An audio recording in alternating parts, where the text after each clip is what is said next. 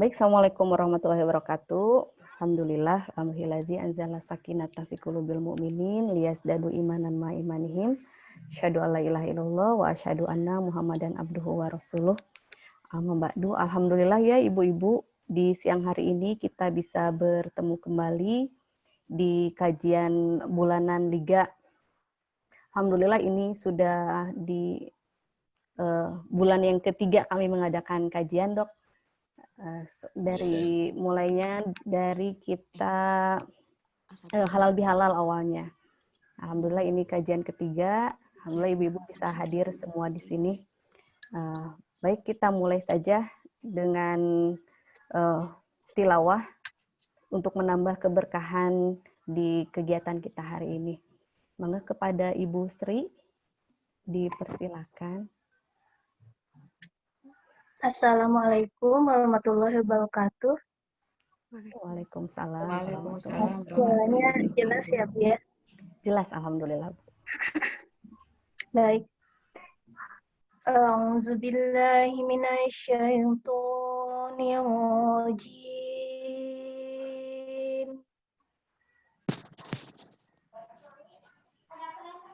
Bismillahirrahmanirrahim.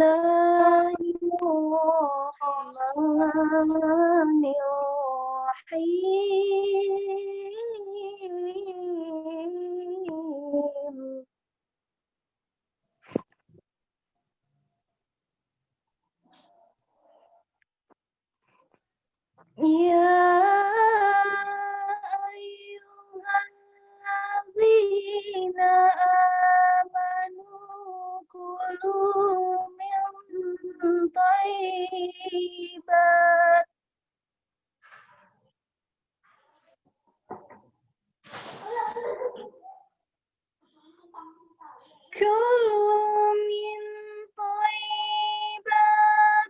ma razaqnakum washkuru lillah.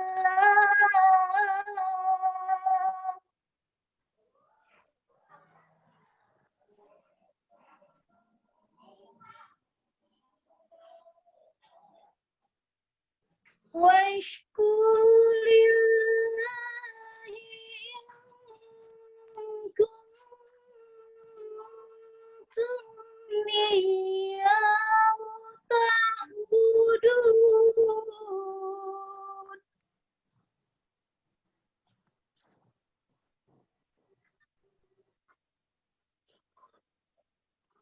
إنما حرم عليكم الميتة والدم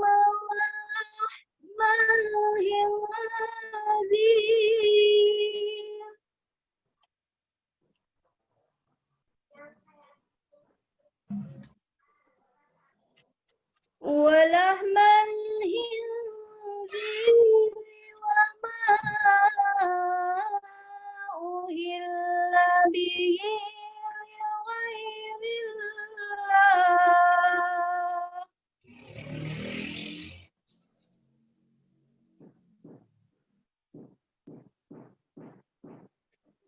فمن اضطر غير باغ ولا عاد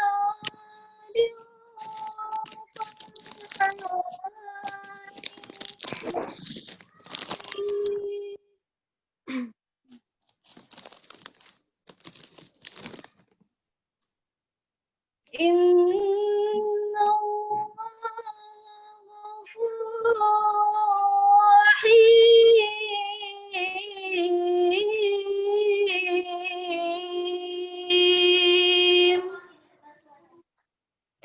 Sadaqallahul azim.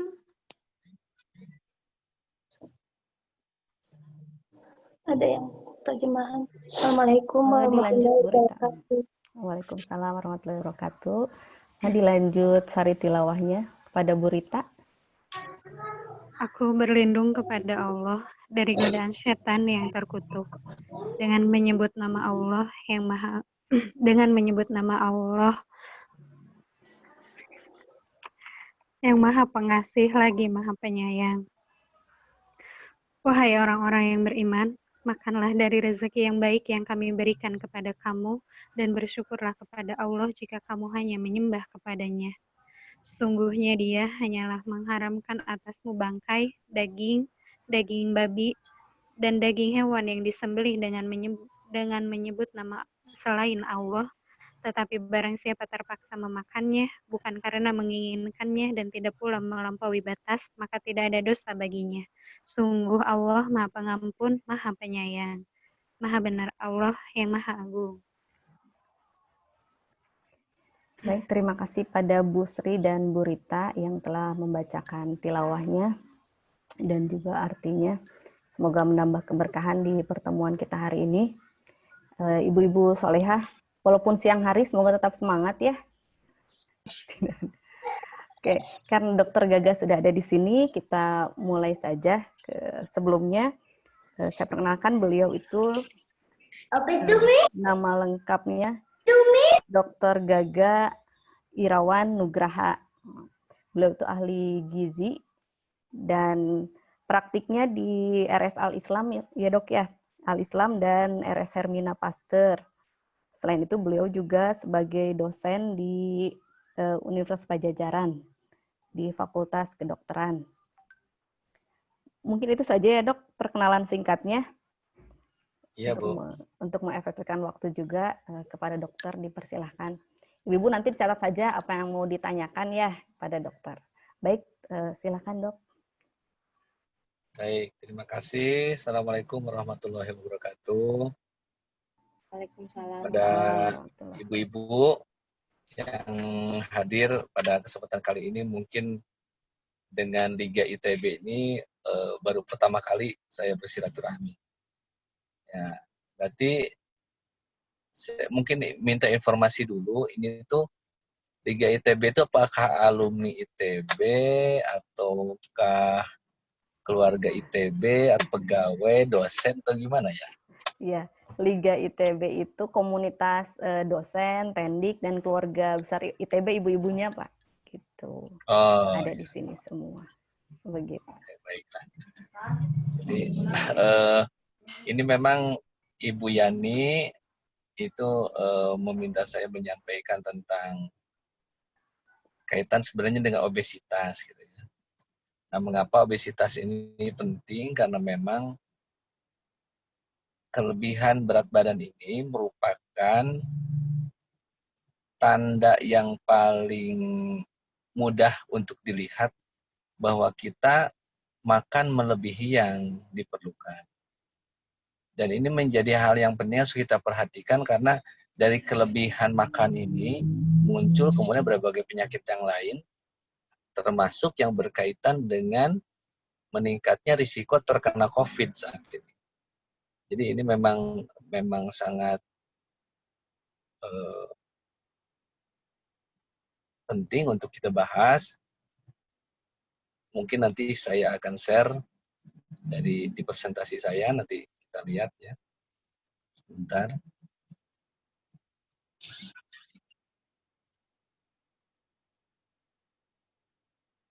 Oke.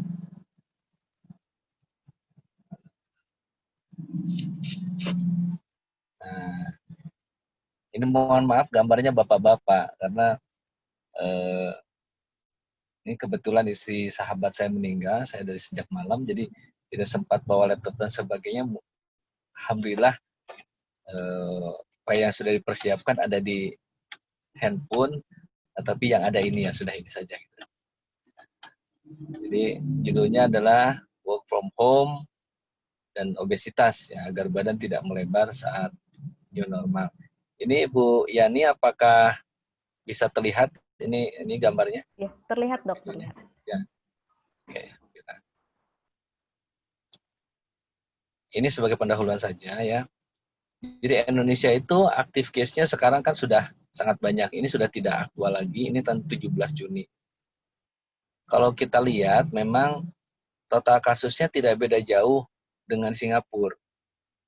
Ya, COVID ini pada tanggal 17 Juni itu. Namun yang harus catatannya adalah kemampuan Singapura untuk menemukan kasus baru lebih tinggi. Hampir 1.000 penduduk satu yang diperiksa. Sedangkan Indonesia masih sangat rendah sekali. Jadi data ini jangan dilihat segini aja gitu. Karena data COVID yang positif itu berdasarkan pemeriksaan PCR yang diperiksanya di Singapura lebih banyak dibanding Indonesia per 1.000 penduduk.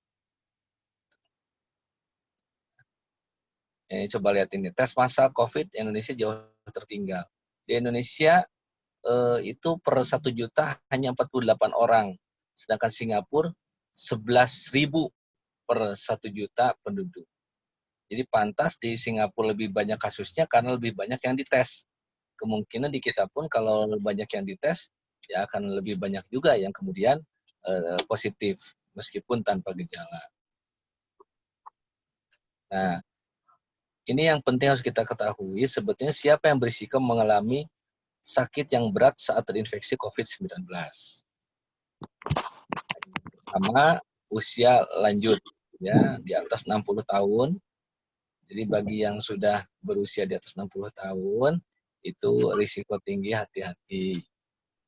Yang kedua, diabetes mellitus, yang punya kencing manis, ini juga harus lebih hati-hati karena berisiko lebih tinggi. Yang ketiga, punya penyakit tekanan darah tinggi atau hipertensi. Ya. Yang keempat, punya keluhan penyakit jantung, baik penyempitan pembuluh darah ataupun juga payah jantung. Ya. Jadi kemampuan jantung untuk memompa lemah. Dan yang berikutnya adalah obesitas. Di berbagai data, ya, obesitas itu kadang tidak dimunculkan. Padahal sekarang ditemukan, contohnya misalkan ini kasus di Amerika, dari semua yang positif COVID itu 45 sampai 48% nomor 1 itu karena diketahui pasiennya menderita hipertensi. Jadi risiko tertinggi itu hipertensi. Nah, yang kedua di Amerika itu 40%-an itu obesitas yang berisiko itu. Baru yang ketiganya diabetes mellitus. Nah, pertanyaannya, kenapa yang obesitas ini bisa berisiko untuk menderita penyakit COVID-19 ini lebih banyak? Nah, ini data di Wuhan, Cina ya, periode Januari-April. Pasien dengan obesitas dan terinfeksi, jadi ini sudah sakit, sudah terinfeksi COVID, ternyata kalau dia pasien tersebut mengalami obesitas, lebih besar kemungkinan mengalami gejala yang lebih berat, memerlukan bantuan ventilator dan masuk perawatan intensif, serta angka kematiannya lebih tinggi. Nah, mengapa obesitas berisiko memiliki manifestasi klinik atau gejala COVID-19 yang lebih berat? Ya. Karena ternyata ya, sel lemak ini memiliki reseptor AC2 namanya yang lebih banyak ya, dibanding dengan sel-sel lain. Dulu itu ditemukan si reseptor itu adalah yang nangkep si virus gitu. Itu banyak ditemukan di saluran nafas. Ternyata sekarang ditemukan di sel lemak juga banyak. Sehingga kalau orang yang obesitas itu ukuran lemaknya jauh lebih besar. Dengan lebih besarnya sel lemak tersebut, maka si reseptornya, pintunya untuk menangkap menangkap virusnya menjadi lebih banyak. Karena itu, orang yang obesitas lebih mudah terkena COVID-19 dan lebih mudah menjadi berat. Yang berikutnya, pada yang obesitas itu mengalami inflamasi kronis. Jadi orang-orang yang mengalami kegemukan atau obesitas itu sebetulnya ada inflamasi kronis, peradangan di tubuhnya yang menyebabkan daya tahan tubuh menurun. Dan ada ketidaknormalan, abnormalitas metabolisme yang menyebabkan adanya resistensi insulin, jadi kelainan metabolisme karbohidrat, sehingga juga menyebabkan daya tahan tubuh makin menurun. Oleh sebab itu, orang-orang yang obesitas itu lebih mudah terkena COVID-19 dan setelah terkena lebih mudah mengalami gejala yang lebih berat. Karena selain itu, mungkin yang kaitan dengan COVID, perlu juga diketahui oleh ibu-ibu bahwa ternyata berbagai penyakit yang banyak diderita sekarang oleh orang Indonesia, ya saya sebut begitu saja, itu adalah penyakit kronis seperti hipertensi, diabetes mellitus, dislipidemia yang ditandai dengan kolesterol yang tinggi, trigliserida yang tinggi gitu ya, yang diakhiri dengan penyumbatan pembuluh darah atau penyempitan pembuluh darah baik di otak ataupun di jantung, yang disebut dengan serangan jantung ataupun akhirnya ada serangan stroke, itu ternyata semua diawali oleh peningkatan berat badan. Ya. Nah, sebelum saya lebih jauh membahas tentang peningkatan berat badan ini, ada yang harus diketahui oleh ibu-ibu semua, bahwa ternyata yang disebut dengan obesitas itu bukan hanya berat badan lebih. Bisa saja lingkar pinggangnya lebih, atau trigliserida lebih, atau kolesterol lebih. Nanti kita akan bahas. Ya. Nah, pada saat WFH ini, ketika semua orang lebih banyak di rumah, cenderung aktivitas fisiknya menurun. Nah, biasanya sih kalau dosen kan tidak ada kesulitan ekonomi lah, minimal terutama untuk makan. Jadi makanan banyak, gerak kurang. Keluhannya adalah berat badan naik, gitu ya. Kalau berat badannya naik, ya itulah kemudian akan memicu berbagai penyakit yang lain yang harus dihindari. Kenapa itu bisa terjadi? Nah, saat WFH itu aktivitas fisik kurang, mengisi perut berlebihan. Akibatnya adalah gizi lebih. Ini penyebab dari obesitas pada saat WFH. Nah, berat badan itu naik kalau apa? Gini, prinsipnya tubuh kita itu setiap saat memerlukan energi dan mengeluarkan energi. Jadi karena setiap saat tubuh kita memerlukan energi, minimal untuk kebutuhan yang dasar, tubuh kita perlu energi. Untuk bernafas, jantung berdetak, untuk berjalannya berbagai proses di dalam tubuh kita, itu kita memerlukan energi. Ya. Nah, kalau ternyata, dan untuk itu kemudian kita menggantinya lewat makanan. Ya. Nah, keluaran energi itu, keperluan energi itu untuk tadi ya, jantung berdetak, nafas, berbagai proses dalam tubuh.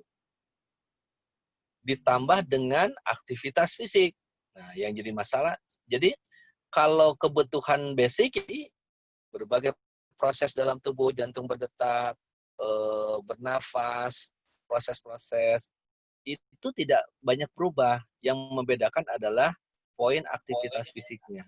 Ya. Karena aktivitas fisiknya berkurang, secara total keluar energi akan berkurang. Gitu. Nah, sedangkan setiap saat kita mengkonsumsi asupan energi yang berasal dari karbohidrat, lemak, dan protein. Artinya apa? Apapun yang kita konsumsi, baik itu yang mengandung karbohidrat, lemak, ataupun protein, itu akan diubah menjadi energi. Nah, kalau misalkan yang dimakan lebih banyak dari yang dikeluarkan karena aktivitas fisiknya kurang, maka yang dimakan ini akan disimpan sebagai lemak dan menyebabkan berat badan menjadi naik. Gitu ya.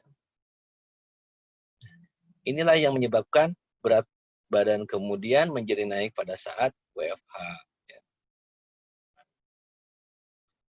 Nah, ketika berat badan naik, itulah yang disebut dengan gizi lebih, yang ditandai dengan obesitas, obesitas sentral, trigliserida lebih dari 150 mg per desiliter, dan kolesterol total lebih dari 200 mg per desiliter.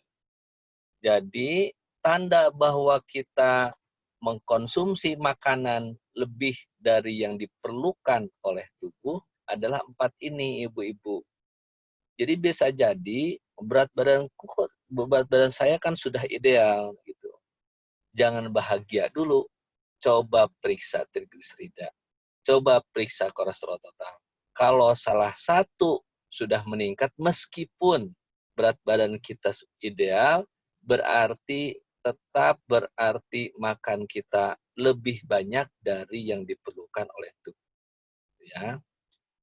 Nah, jadi ada 4 tanda: obesitas sentral, trigliserida lebih dari 150 mg, dan kolesterol total lebih dari 200 mg. Nah, sekarang kita bahas obesitasnya. Ya. Nah, caranya gimana mengetahui bahwa kita obesitas? Dengan menggunakan indeks massa tubuh. Bila indeks massa tubuh lebih dari 25 kg per meter kuadrat. Nah, caranya adalah berat badan dibagi dengan tinggi badan dalam meter kuadrat. Contoh, misalkan seseorang ini tinggi badannya 165 cm, berat badannya 71 kg, maka indeks massa tubuhnya 71 kg dibagi 1,65 dalam meter ya. 165 saya 1,65 kuadratkan sama dengan 26,1 kg. Berarti orang ini sudah obesitas karena indeks massa tubuhnya lebih dari 25 kg per meter kuadrat. Ada cara menghitung yang lebih mudah menggunakan berat badan ideal. Ya. Untuk usia lebih dari 40 tahun, berat badan idealnya adalah tinggi badan kurang 100. Itu berat badan ideal. Ini kalau Bu Yani usia berapa, Bu? Di atas 40, di bawah 40, Bu? Di 40, Dok. Aduh, jadi ketahuan deh. 40, Dok. Ya, ibu-ibu itu katanya paling nggak boleh ditanya 2 hal. Yang pertama dia tanya usia, yang kedua ditanya berat badan. Nah, betul sekali. Oke. Ya, di atas 40 berarti misalkan berat tinggi badannya 160, maka berat badan idealnya adalah 60. Nah, pada contoh kasus ini tinggi badannya 165. Maka orang ini berat badan idealnya adalah tinggi badan kurang 100, jadi 65 kg. Nah, obesitas bila berat badannya lebih dari 10% berat badan ideal. Jadi berat badan idealnya 65, tambah 6,5 sama dengan 71,5 kg. Jadi kalau berat badannya 71,5 kg, dia sudah obesitas. Sama seperti yang di atas contohnya. Jadi ngitungnya hampir sama kan? Yang atas pakai indeks massa tubuh, berat badan 71 masuk obesitas. Di bawah juga sama. Ya. Berarti 71,5 kg itu lebih dari 110% dari berat badan ideal. Nah, yang kedua adalah obesitas sentral. Obesitas sentral itu sebetulnya digunakan untuk mengetahui atau mengukur banyaknya lemak yang tertumpuk di dalam saluran, di dalam abdomen atau perut di bagian dalam, baik yang di bawah kulitnya ataupun di bagian dalamnya. Ya. Nah, cara mengukurnya adalah menggunakan meteran. Jadi, ibu-ibu sekalian, sebelum mengambil meteran baju, coba ibu-ibu berdiri gitu. Berdiri, kepalanya tegak, kemudian matanya melirik ke bawah. Terlihat nggak ujung kakinya, ibu-ibu? Kalau tidak terlihat ujung kakinya, baru ambil meterannya. Gitu, Bu Yani. Ya, siap, Dok. Aduh, jadi harus dilihat ini ya. Oh iya. Kalau tidak kelihatan ujung kakinya, nah ambil meteran gitu. Nah, sekarang gimana cara ngukur lingkar pinggangnya? Ya. Di mana diukurnya? Ukurnya itu dengan cara mengukur di antara tulang pinggang dengan tulang rusuk yang di samping badan. Jadi silahkan Bu Yani dan ibu-ibu pegang dulu tulang pinggangnya. Tapi tulang pinggang masing-masing, jangan orang lain. Ya. Pegang dulu tulang pinggangnya. Ya. Kalau tidak terpegang, itu insya Allah bukan salah saya. Ya. Itu nasib. Berarti kalau tidak terpegang. Ya. Ya. Udah gitu, kemudian pegang tulang rusuk paling bawah.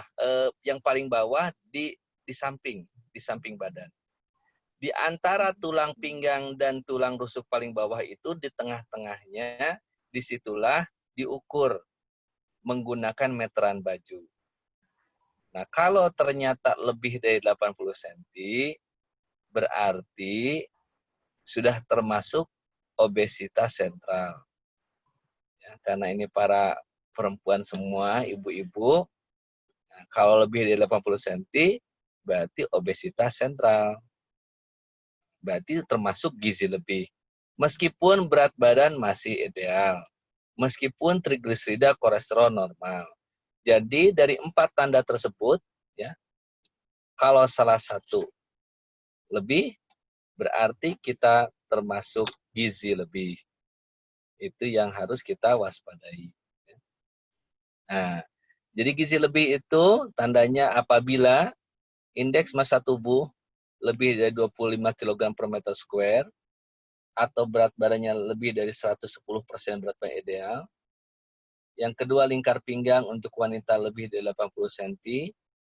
Yang ketiga, kadar trigliserida 150 mg per desiliter, atau kadar kolesterol di dalam darah lebih dari 200 mg per desiliter.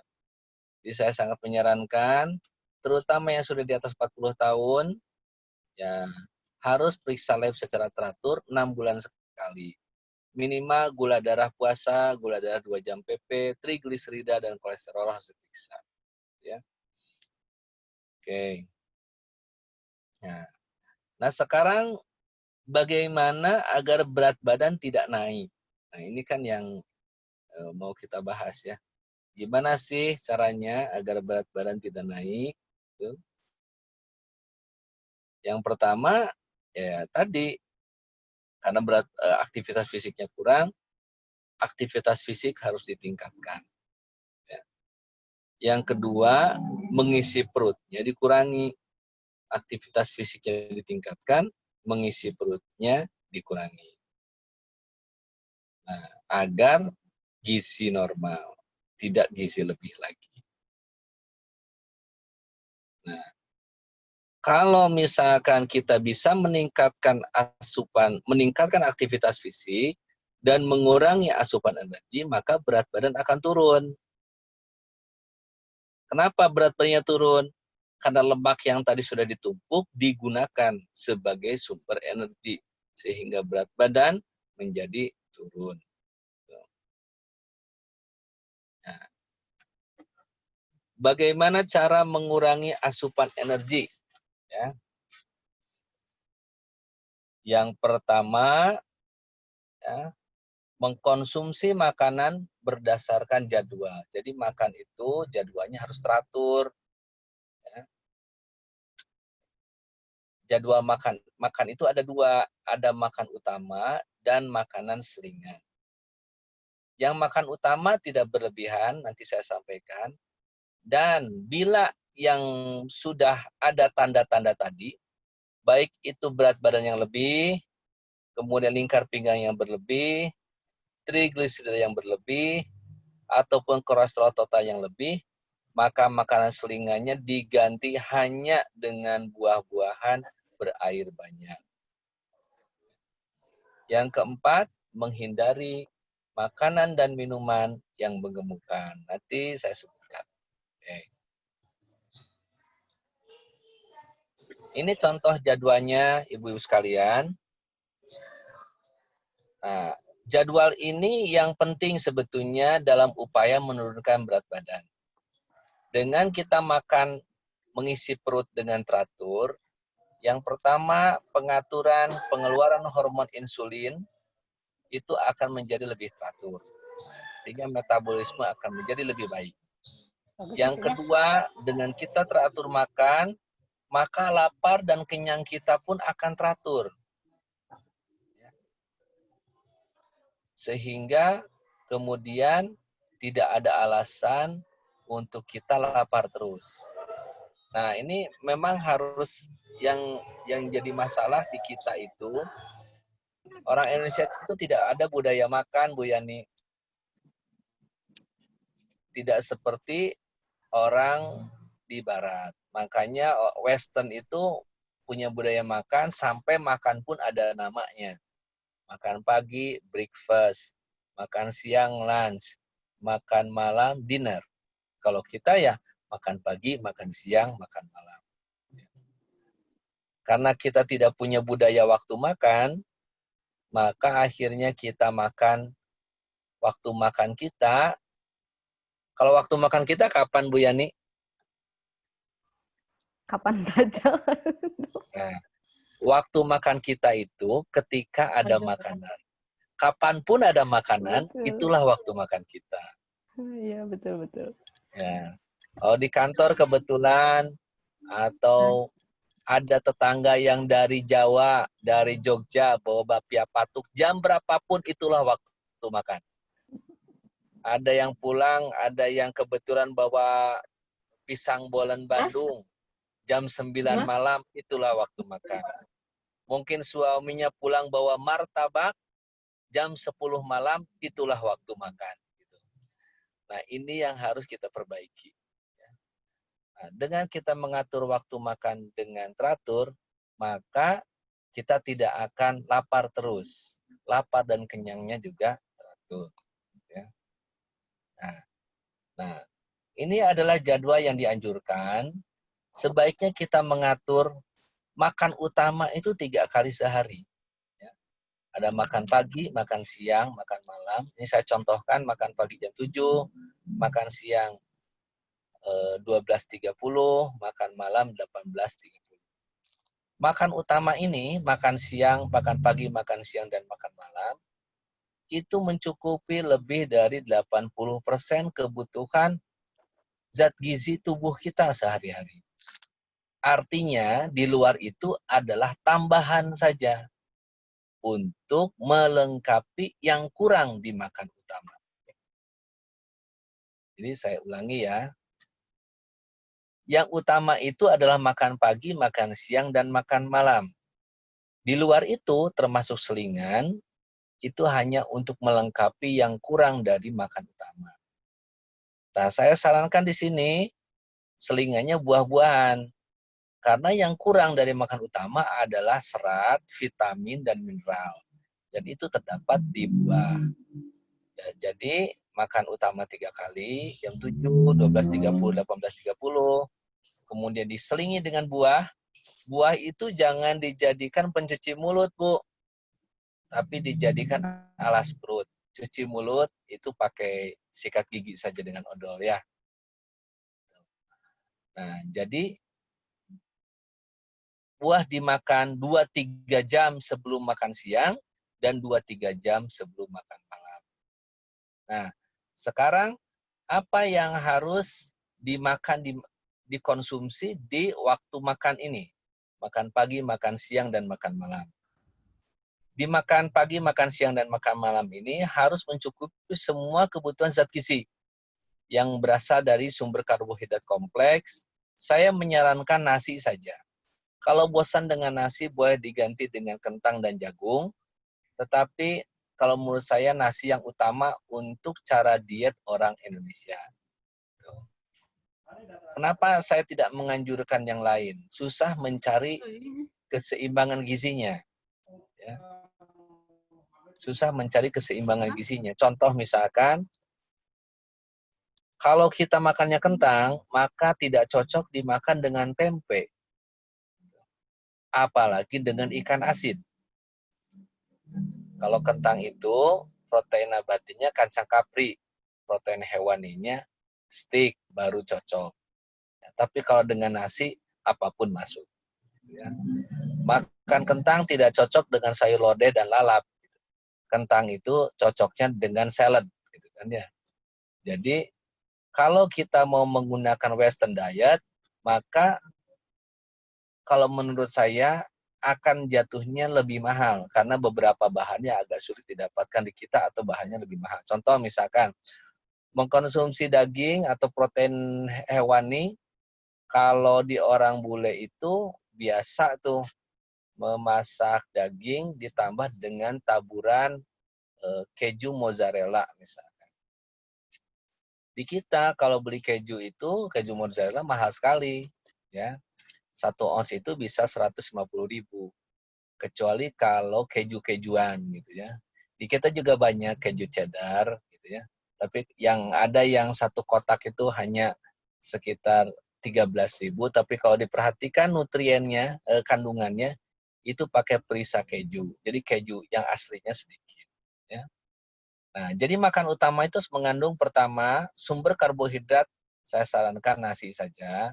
Yang kedua sumber protein hewani satu macam, daging, ikan, ayam atau telur. Yang ketiga sumber protein nabati, tahu atau tempe atau kacang. Yang keempat sayuran. Jadi sebaiknya setiap makan ada nasinya, ada yang dari hewaninya, satu macam, yang dari nabatinya, tahu atau tempe atau kacang, dan sayuran. Ya. Nah ini makan selingan, buah-buahan berair banyak. Saya sengaja menampilkan buah-buahan lokal semua. Pepaya, jeruk, nanas, semangka, melon, dan buah naga.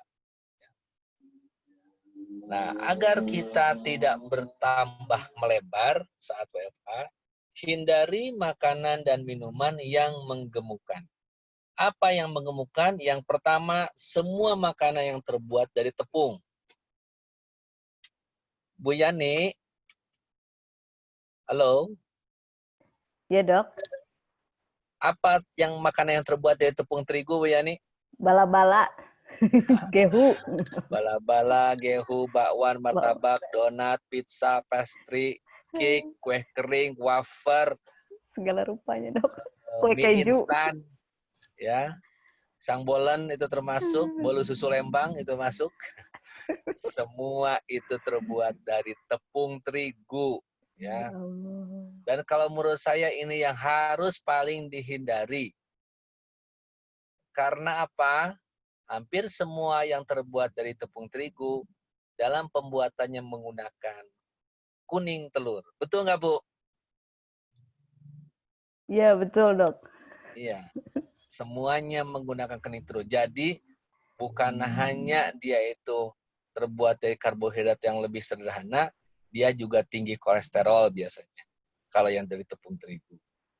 Nah, ini saya harus sebutkan, kenapa sih tepung terigu itu dilarang gitu ya?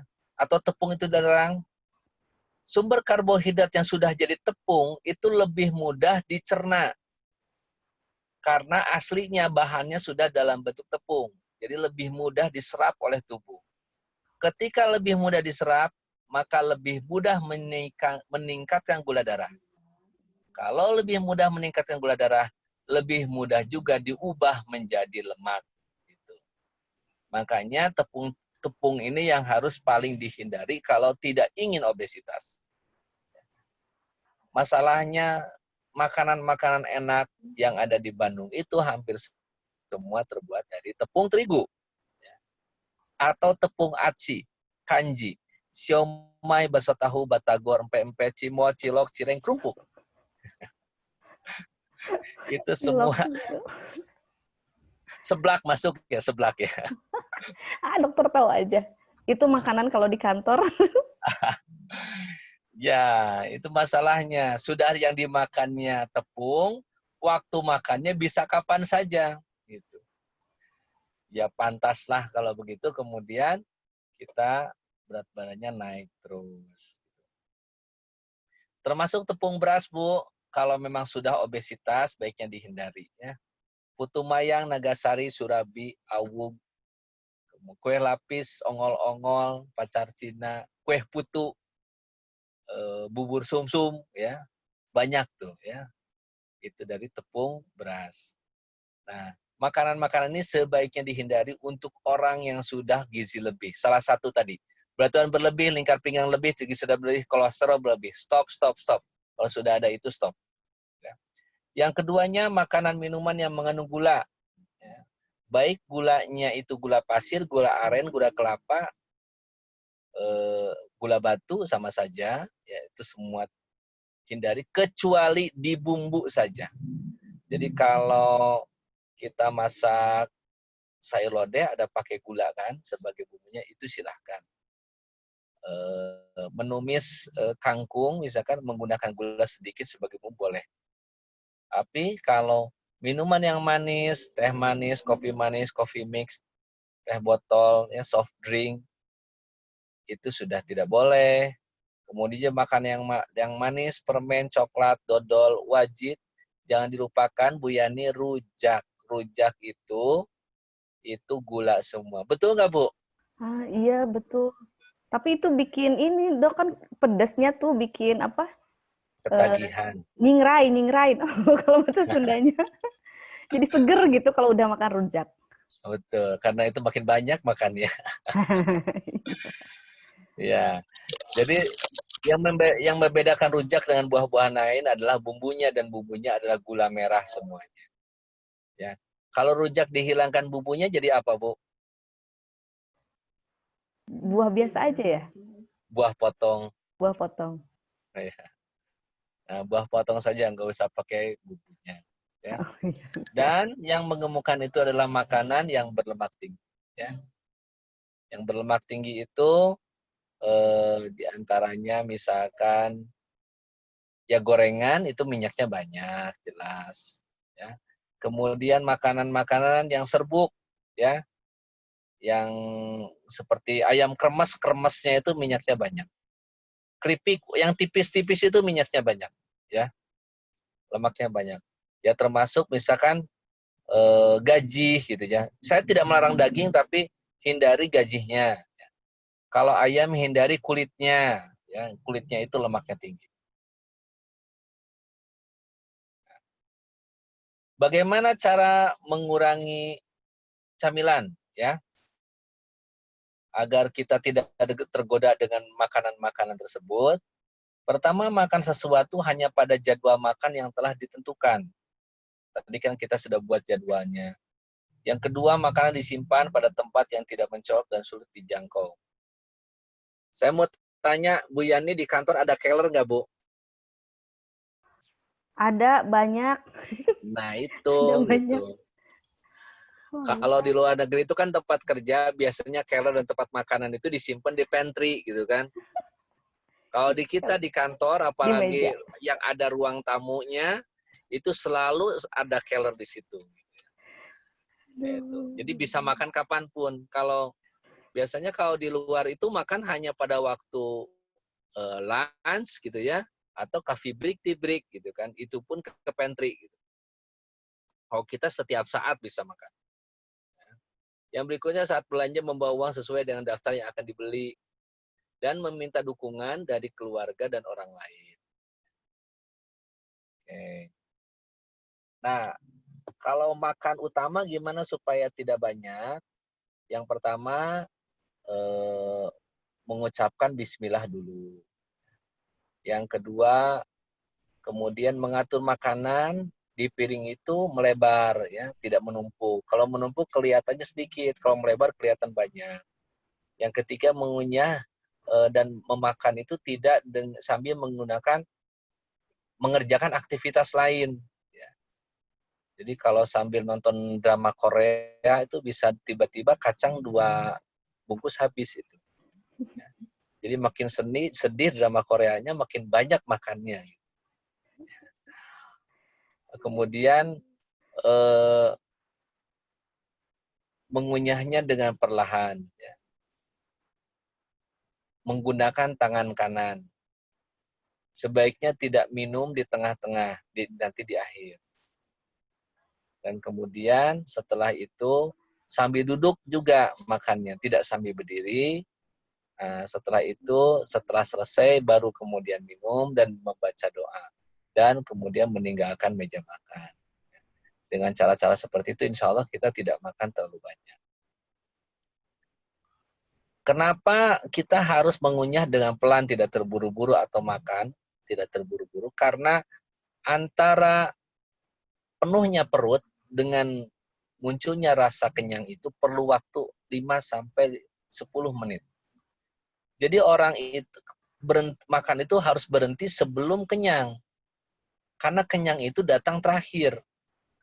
Jadi si lambung itu penuh dulu, baru kemudian 5 sampai 10 menit kemudian baru muncul rasa kenyangnya. Oleh sebab itu kalau orang makan sampai kenyang, nanti 5 sampai 10 menit kemudian akan terasa kekenyangan perutnya. Jadi makanya dalam hadis itu disebutkan berhentilah makan sebelum kenyang. Nah, itu tentang makanan. Bagaimana dengan aktivitas fisik? Agar aktivitas fisik kita meningkat, upayakan untuk mengerjakan segala sesuatu tanpa menyuruh orang lain. Dikerjakan sendiri, ya. Yang kedua, mengerjakan pekerjaan rumah tangga, mengepel, cuci apapun ya, atau berkebun, dan bergerak setiap diam selama 30 menit. Setiap 30 menit diam, olahraga dulu sebentar. Dan dianjurkan berolahraga secara teratur. Bagaimana cara berolahraga secara teratur? Yang dianjurkan untuk usia di atas 40 tahun, 250 menit seminggu. Jadi kurang lebih kalau 5 kali sehari, hampir 1 jam 5 kali seminggu. Ya, atau sekitar 40 menit kalau setiap hari. Ya. Olahraganya apapun yang bisa dilakukan, silahkan. Ya. Contohnya, aerobik intensitas tinggi sedang weight training setiap hari 30-80 menit diakhiri dengan stretching. Untuk ibu-ibu, boleh dicoba, Bu, dengan cara plank, Bu. Plank itu menggunakan siku, diam, tahan selama 30 detik. Tahan 30 detik, setelah itu kemudian seperti push up begini, tetapi tidak naik turun. Menggunakan siku, diam, tahan, lurus badannya selama 30 detik. Setelah 30 detik berhenti dulu, baru kemudian kembali diulangi lagi bisa sampai 3 kali. Itu saja mungkin yang bisa saya sampaikan. Terima kasih, semoga bermanfaat. Mudah-mudahan kita semua sehat, bertahan, bersabar, ikhlas hingga wabah ini berakhir. Demikian, Assalamualaikum warahmatullahi wabarakatuh. Waalaikumsalam warahmatullahi wabarakatuh. Terima kasih Dr. Gaga atas paparannya luar biasa. Jadi senyum-senyum sendiri dengan aktivitas yang setiap hari kami lakukan. Saya terutama ya mengingatkan kembali olahraga segala macam itu harus, terutama memilah-milah makanan. Ini banyak sekali pertanyaan, Dok. Sebentar saya bisa supaya nyaman, saya share aja. Tadi sudah saya tuliskan pertanyaan-pertanyaannya. Lumayan banyak, gak apa-apa ya, Dok ya? Ini, nah, oke. Nah, yang pertama tadi dari Bu Erna, Dok. Rumus untuk menghitung berat badan ideal itu bisa untuk pria dan wanita ya? Pertanyaannya. Oh, bisa, Bu. Bisa.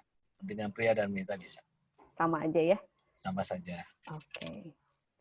Kemudian ini nih, dari Bu Katarina, tinggi badannya 152, berat badan 50, dan kolesterolnya 220, Dok.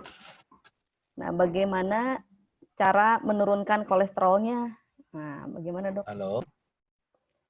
Ya, halo? Terdengar, Dok? Putus-putus ya? Oke. Saya ulangi ya. Terdengar, Dok?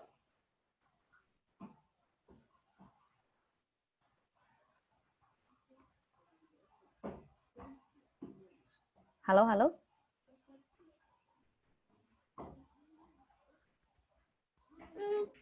Suara Bu Yani jelas kok. Oh, berarti dokter karena lagi di perjalanan kali ya, sinyalnya menghilang. Halo, Dok? Wah, sebentar. Dokter menghilang.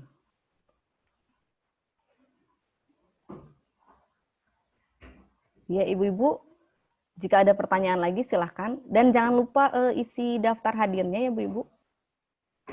Isi daftar hadirnya. Sebentar, saya cek dulu. Dokter sudah masuk lagi belum?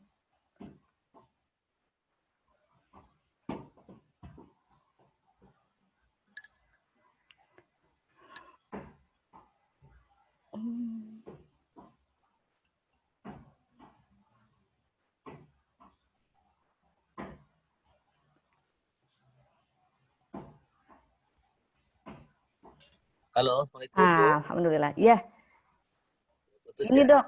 Ya, saya lanjutkan ya Dok ya. Ya. Ya, dari Bu Katarina Dok. Tinggi badannya 152, berat badannya 50, kolesterolnya 220. Nah, bagaimana cara menurunkan kolesterolnya Dok? Nah, berarti Ibu Katarina termasuk yang tadi. Berat badannya ideal, tetapi gizi lebih yang ditandai dengan kolesterol yang tinggi. Nah, untuk kasus seperti ini, yang pertama, hindari makanan yang tinggi kolesterol. Kolesterolnya itu tinggi bila yang pertama kuning telur, hindarin semua. Waduh, itu Artinya kalau kesukaan ya, Dok. terus menghindari, gimana? Kesukaan itu, Dok. Nah, masalahnya kuning telur itu bukan hanya dimakan sebagai kuning telur saja. Kita tidak sadar kalau kita makan berbagai makanan yang terbuat dari tepung terigu itu pakai kuning telur. Itu kan? Baik. Ya, kue kering, cake, pastry, ya, bolu, semuanya pakai kuning telur. Yang kedua yang harus dihindari, jadi kalau menghindari kuning telur itu berarti menghindari makanan yang dari tepung terigu juga. Yang kedua, jeroan. Jeroan hindari, jeroan dari apapun, termasuk jeroan ikan, itu nggak boleh. Yang ketiga, kulit. Baik kulit ayam ataupun kulit sapi, ya, dalam bentuk kerupuk, biasanya kan kerupuk kulit, itu harus hindari. Yang keempat, kepala. Kepala ikan, kepala udang, kepala ayam, kepala sapi, kepala domba, kepala kakap, jangan lupa, itu yang enak itu. Itu kolesterolnya tinggi. Itu ya. Itu yang tinggi kolesterol. Itu harus hindari. Selain itu, membiasakan mengkonsumsi buah-buahan 2 jam atau 3 jam sebelum makan, yang seperti yang saya jadwalkan. Ya. Karena buah-buahan akan mengikat kolesterol dan mengikat empedu sehingga kolesterol di dalam tubuh akan digunakan. Selain berarti itu juga sebelum ya, Dok ya? Berarti sebelum ya, bukan sesudah. Kan salah kan kemarin itu, Pak, kebiasaan betul. Kita. Ya. Buah-buahan itu dikonsumsi sebelum makan. Ya, baik. Ya.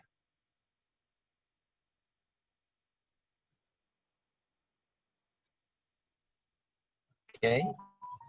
Baik, Dok. Terima kasih banyak, Dok. Mangga, sama-sama Ibu Katarina ya. Ya. Terima kasih. Assalamualaikum. Waalaikumsalam. Berikutnya masih ada Dok dari Bu Selvi nih. Izin bertanya, apa ada saran pola makan untuk yang memiliki penyakit GERD ya? Bu Selvi, betul. GERD ya. Nah. Ya.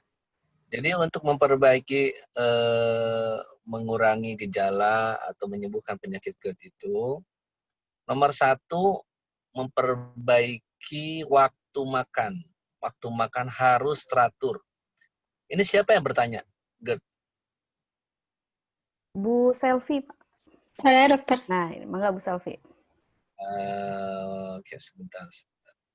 Harus geser-geser dulu soalnya kalau Ibu Selvi. Oke. Bu Selvi, kalau puasa Ramadan, GERD-nya kambuh nggak? Kambuh, Dokter. Kambuh? Iya. Tapi bisa puasa Ramadan? Bisa, tapi yang kemarin parah-parahnya sampai beberapa hari menjelang Lebaran nggak saum. Oke. Jadi kalau sudah seperti itu, ya mungkin sudah ada tukak lambung. Yang dirasakan apa? Mual, kemudian perih. Keringat dingin, perih ya. Ya, jadi itu memang berarti proses panjang, bisa jadi sudah terjadi tukak lambung kalau sudah tidak bisa puasa Ramadan. Tapi coba perbaiki sekarang yang pertama dengan jadwal makan dibuat teratur. Makan pagi, makan siang, makan malam, dan buah-buahan dimakan dikonsumsi teratur dengan jadwal yang tidak boleh lebih dari setengah jam. Maju mundur tidak boleh lebih dari setengah jam. Yang pertama. Oh, ya dokter. Yang kedua, hindari makanan yang merangsang pengeluaran asam lambung seperti kopi terutama. Kopi dan makanan asam. Yang ketiga, perbaiki waktu tidur. Lebih baik tidur cepat, bangun cepat, daripada tidur lambat, bangun kesiangan. Nah, kalau kita sering begadang, itu kemungkinan GERD akan lebih mudah kambuh. Yang keempat, kelola stres. Karena GERD itu berkaitan dengan stres, pola pikir.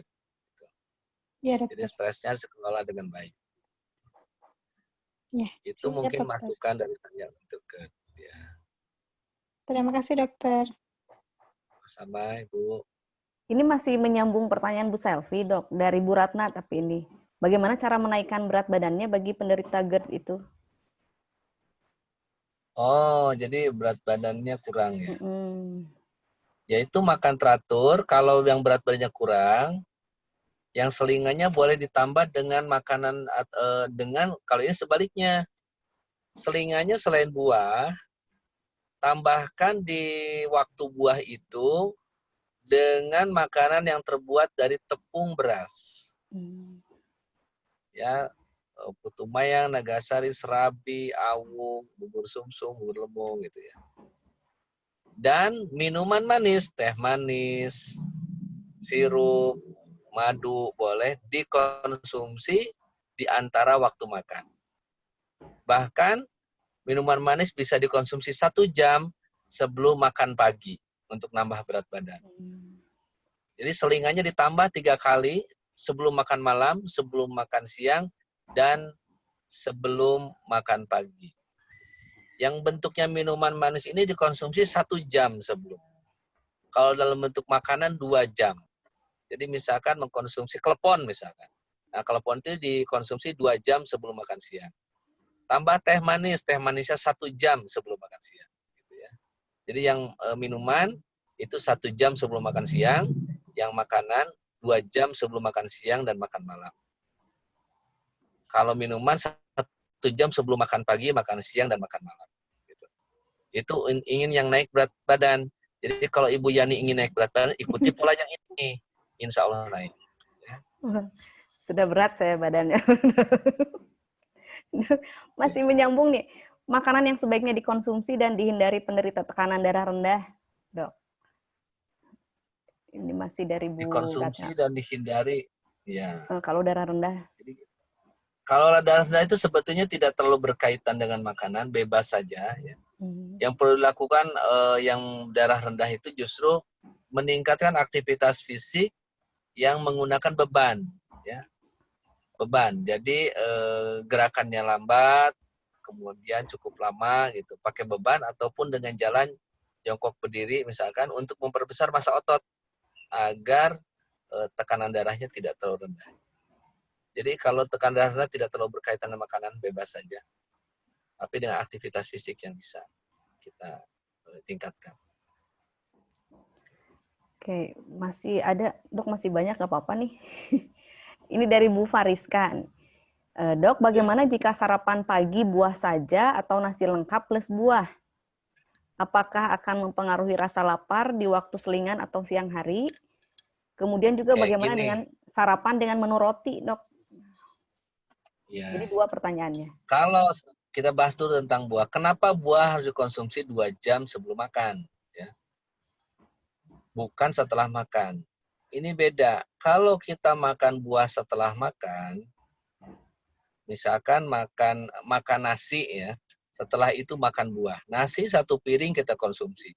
Setelah itu makan buah. Contohnya apel 1 lah, atau jeruk 1 sebesar begini misalkan. Nah, buah-buahan itu akan menarik air sifatnya, sehingga volumenya akan berkembang 1,5 sampai 2 kali lipat di dalam perut kita.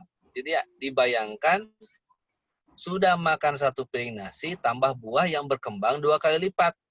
Akhirnya apa? Perutnya menjadi kepenuhan. Kalau kita biasakan seperti ini, dampaknya perut kita, lambung kita terbiasa dengan volume yang besar. Jadi kalau makan sedikit, nggak kenyang-kenyang, harus banyak gitu. Makanya dianjurkan jangan makan buah setelah makan, karena menyebabkan kita terbiasa dengan volume lambung yang besar. Itu alasannya kenapa buah-buahan harus 2 jam sebelum makan. Kemudian bagaimana dengan roti sebagai sarapan? Nah, roti ini saya sudah jelaskan tadi, termasuk yang harus dihindari. Kalau ini siapa yang bertanya ini? Ibu siapa yang bertanya? Bu Fariska. Nah, tergantung Ibu. Kalau Ibu Fariska ini kurus, ingin naik berat badan, makanlah roti pagi hari. Maka berat badan cepat naik. Tapi kalau tidak ingin naik berat badan, justru roti harus dihindari. Karena roti itu akan mudah meningkatkan gula darah, dampaknya mudah juga meningkatkan lemak tubuh, berat badan jadi naik.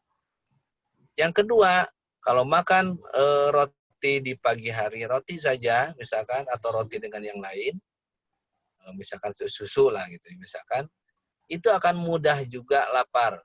Sejam 2 jam kemudian mudah kembali lapar. Akhirnya mencari makanan yang lain. Jam 7 makan roti, itu pasti nyambung. Jam 8, jam 9 makan kue atau gorengan dan sebagainya. Ya. Makanya saya tidak menganjurkan sarapan dengan roti. Kalau mau betul sarapan dengan roti seharusnya seperti yang dilakukan orang barat. Rotinya itu whole bread, ya. Roti yang terbuat dari gandum yang mengandung banyak serat, dan dimakannya pun tentu bukan dengan selai dan meses gitu. Tidak manis tapi menggunakan keju atau sandwich dengan telur, dengan daging asap gitu ya. Jadi jatuh-jatuhnya lebih mahal tentu saja ya, dengan kandungan protein yang lebih rendah dibanding dengan nasi goreng. Nah, lebih baik nasi goreng saja. Lebih murah, kandungan proteinnya cukup, dan juga kelengkapan gizinya lebih terjamin. Oke, baik dokter. Ini masih ada lagi dari Bu Erma, dok. Bagaimana pendapat dokter tentang diet food combining yang aturannya tidak menggabungkan karbo dan protein hewani? Ini aturan ini aneh dan tidak ada dasar ilmiahnya. Ya, food combining itu tidak ada dasar ilmiahnya. Kenapa protein hewani dengan karbohidrat nggak bisa dicampur, padahal di dalam makanan semua ada. Contoh misalkan, emang kalau kita makan daging tidak mengandung karbohidrat, ada karbohidrat dalam bentuk glikogen. Jadi dari sisi teori saja sudah salah. Kalau kita makan daging, di dalam itu ada lemaknya, di dalam itu ada proteinnya, di dalam daging juga ada karbohidratnya yang berasal dari glikogen yang terkandung di dalamnya. Kalau kita makan daging ayam sama juga seperti itu.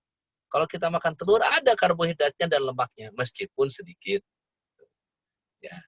Jadi tidak usahlah pakai food combining memisahkan antara gimana misahinnya karbohidrat dan lemak gitu. Karena pasti dalam bahan makanan sumber protein ada juga karbohidratnya. Jadi misalkan makan daging dulu, kemudian makan nasi atau roti, kemudian ya dicampurnya di dalam perut. Kalau saya sih ya daripada nggak enak ya lebih baik dicampur di luar saja karbohidrat dan proteinnya. Kita sampai 15 menit lagi aja Bu ya. Ya, ini ada Boleh. satu lagi yang tadi lewat chat dari Bu Nilam. Ini izin bertanya, kadang saat membiasakan makan sehat dengan mengurangi asupan GGL, cenderung craving di malam hari, dok. Apakah karena kekurangan nutrisi tertentu? Katanya. Bagaimana cara mengetahuinya agar bisa menghindarinya? Itu dari Bu Nilam. Ya, ini ya. Jadi craving itu muncul itu karena kebiasaan sebetulnya. Kalau kita terbiasa makan ngaco dan banyak, terutama banyak karbohidrat, ya lemak atau misalkan gula di sepanjang hari, kalau kita membiasakan itu maka di malam hari kita akan craving. Gimana caranya? Ya jangan diikutin cravingnya, lawan aja. Tubuh kita perlu waktu sekitar 1-2 minggu untuk adaptasi dengan pola makan yang baru. Ya, itu perlu waktu 1-2 minggu, itu hasil riset begitu. Karena kita terbiasa otak dengan banyak gula. Dan kita harus memotong kebiasaan jelek itu. Kalau kita sudah membiasakan untuk berhenti, ya kelenyangannya 1-2 minggu. Setelah itu insya Allah tubuh akan beradaptasi. Terima kasih banyak, dokter. Ya, sama-sama. Ya, baik, terima kasih dok. Ibu-ibu masih ada lagi yang mau bertanya? Oh, ini dari Bu Erma ada lagi dok. Kalau buah dicampur dengan buah, apakah fungsi mengikat kolesterolnya jadi tidak bias katanya? Buah dimakan setelah nasi. Bingung Bu Erma, mana Bu Erma? Ya, langsung pencet di mulut, langsung dimakan setelah makan buah, setelah makan nasi. Nah, itu apakah tadi kan buah kan fungsinya kolesterol ya? Nah, itu apakah masih bisa gitu digunakan atau memang fungsinya jadi menurun atau gimana? Buah ini kalau dimakan setelah makan nasi itu ada efek lain nggak dok? Misalnya membusukkan atau apa gitu si karbohidrat? Agak. Jadi kaitannya buah setelah makan nasi itu meningkatkan volume. Jadi gini kan kita ingin efek dari buah-buahan itu mengikat kolesterol. Nah itu tidak bisa langsung. Sebaiknya makan buah dulu. Jadi buah itu jadi alas perut dulu. Nanti dia akan melapisi usus halus ya untuk tempat penyerapan kolesterol. Akan tertinggal di situ. Maka kalau kita makan 2 jam sebelumnya, usus terlapisi dulu, baru kemudian setelah itu ketika ada kolesterol yang masuk akan diikat. Gitu. Jadi perlu waktu kalau ingin memang fungsinya itu. Demikian mungkin Bu Yani cukup ya. Oke, baik. Dok, satu lagi, kalau buah dicampur susu bagaimana dok? Boleh nggak? Kayak kita sop buah gitu. Oh boleh. Oh boleh ya. Kalau sop buah mah itu susunya kan susu kental manis. Kalau susu kental manis itu gula. Nah, jadi nggak boleh dok. Susu kental manis itu adalah gula dikasih perisa susu, bukan susu. Jadi gini, untuk semua usia, saya tetap masih menganjurkan susu segelas saja sehari. 1 gelas sehari. Untuk suplementasi kalsium dan vitamin D. Bukan untuk suplementasi protein. Tadi juga ada yang bertanya diet keto baik atau tidak. Kalau menurut saya dalam jangka panjang tidak baik. Karena itu mengganggu metabolisme tubuh kita dalam jangka panjang. Kalau hanya sampai 3 bulan boleh, lebih dari itu tidak boleh. Itu pendapat saya. Ya, tadi ada yang bertanya. Cukup Bu ya? Iya, baik. Terima kasih banyak dokter. Ibu-ibu jika ingin bertanya lagi bisa follow Instagramnya Dokter Gaga, karena saya juga taunya di follow Instagramnya dokter. Dokter Gaga. Nah, boleh dilihat dan di follow ya Instagramnya. Nanti bisa bertanya DR Gaga Irawan. Itu saja lewat situ. Insya Allah saya memberikan edukasi secara bertahap. Boleh DM, boleh. Iya. Sip. Baik, terima kasih banyak dokter atas kesediaannya hari ini. Luar biasa ilmu yang kami dapatkan. Mudah-mudahan kita lebih sehat lagi. Ibu-ibu jangan lupa olahraga juga dan pola makannya yang diubah nih, seperti apa yang tadi disarankan oleh dokter Gaga. Baik, terima kasih jazakumullah khair dokter. Terima kasih dan mudah-mudahan bermanfaat. Iya, insya Allah sangat-sangat bermanfaat buat kami. Iya, terima kasih dokter. Maka jika akan melanjutkan aktivitasnya. Baik ibu-ibu, sebelum kita tutup, kita doa dulu yang insya Allah akan disampaikan oleh Bu Alfi. Mangga Bu Alfi. Assalamualaikum warahmatullahi wabarakatuh. Waalaikumsalam warahmatullahi wabarakatuh. Terima kasih dok. Ya, sama-sama. Terima kasih dokter. Sama-sama Ibu. Baik, Ibu, terima kasih waktunya. Baik, Ibu-ibu sekalian, alhamdulillah kita sudah di penghujung acara. Marilah kita tutup acara kita dengan berdoa bersama-sama, kita menundukkan hati kita mohon pertolongan kepada Allah. Mudah-mudahan ilmu yang kita dapatkan pada siang hari ini dapat bermanfaat untuk kita dan keluarga kita, Kemudian kita juga berdoa kepada Allah, mudah-mudahan kita dan keluarga dan semuanya ya selalu disehatkan oleh Allah dan wabah corona ini segera berakhir di muka bumi ini. Amin ya rabbal alamin. Marilah kita berdoa bersama-sama ibu-ibu dengan kita awali dengan istighfar. Astaghfirullahalazim, astaghfirullahalazim, astaghfirullahalazim. Alhamdulillahirabbil alamin, hamdan yuwafi ni'amahu wa yukafi'u mazidah. Ya Rabbana lakal hamdu kama yanbaghi li jalali wajhikal karim wa adhimi sultanik. Allahumma sholli ala sayyidina Muhammad wa ala ali sayyidina Muhammad. Rabbana hab lana min azwajina wa dzurriyyatina qurrata a'yun waj'alna lil muttaqina imama. Rabbana atina fid dunya hasanah wa fil akhirati hasanah wa qina adzabannar. Allahumma ighfir lana dzunubana wa liwalidayna warhamhuma kama rabbayana shighara wa li jami'il muslimina wal muslimat wal mu'minina wal mu'minat al ahya'i minhum wal amwat innaka ala kulli syai'in qadir. Allahumma inna nas'aluka salamatan fid din wa afiyatan fil jasad wa ziyadatan fil ilmi wa barakatan fil rizqi wa taubatan qoblal maut wa rahmatan indal maut wa maghfiratan ba'dal maut. Allahumma hawin alaina fi syakaratil maut wa najata minan nari wal afwa indal hisab. La ilaha illa anta subhanaka inna kuntu minadh dhalimin. Ya muqallibal qulub tsabbit qulubana ala dinik. Ya muqallibal qulub tsabbit qalbi ala dinik. Qulillahumma malikal mulki tu'til mulka man tasya wa tanzi'ul mulka mimman tasya wa tu'izzu man tasya wa tudhillu man tasya biyadikal khair innaka ala kulli syai'in qadir. Tulijul laila fin nahar wa tulijul nahara fil lail wa tukhrijul hayya minal mayyit wa tukhrijul mayyita minal hayy wa tarzuqu man tasya bighairi hisab. Allahumma innaka ta'lamu anna hadhil qulub qad istama'at ala mahabbatik wal taqat ala ta'atik wa tawahhadat ala da'watik wa ta'ahadat ala nashrati syari'atik fawasikilahuma rabitataha wa adim muddaha wahdiha subulaha wamlaha binurikal ladzi la yakhbu wasrah suduraha bifaidil imani bik wa jamili tawakkuli alaik wa ahyiha bima'rifatik wa amitha ala syahadati fi sabilik innaka ni'mal maula wa ni'man nasir. Allahumma amin wa sallallahumma ala sayyidina Muhammadi wa ala alihi wa sahbihi wasallim. Assalamualaikum warahmatullahi wabarakatuh. Waalaikumsalam warahmatullahi wabarakatuh. Terima kasih Bu Alfi. Ibu-ibu sekalian, alhamdulillah kajian hari ini sudah kita lewati, mudah-mudahan bermanfaat dan bisa kita aplikasikan sedikit demi sedikit ya Bu ya. Mudah-mudahan kita juga dalam keadaan sehat dan pandemi ini segera berakhir. Jangan lupa saya mengingatkan lagi daftar hadirnya dan di situ kan ada usulan untuk materi bulan depan dan juga pematerinya siapa.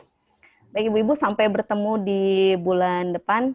Saya tutup dengan doa kifaratul majlis. Subhanakallahumma wa bihamdika asyhadu an la ilaha illa anta astaghfiruka wa atubu ilaik. Assalamualaikum warahmatullahi wabarakatuh. Sampai jumpa lagi Ibu. Waalaikumsalam warahmatullahi wabarakatuh. Terima kasih. Nuhun Bu Yani. Terima kasih semuanya. Sami nuhun Ibu-ibu sadayana. Ya. Maaf lahir batin ya. Sama-sama. Mangga Bu Yani hatur nuhun. Assalamualaikum. Waalaikumsalam, matur nuhun Ibu. Izin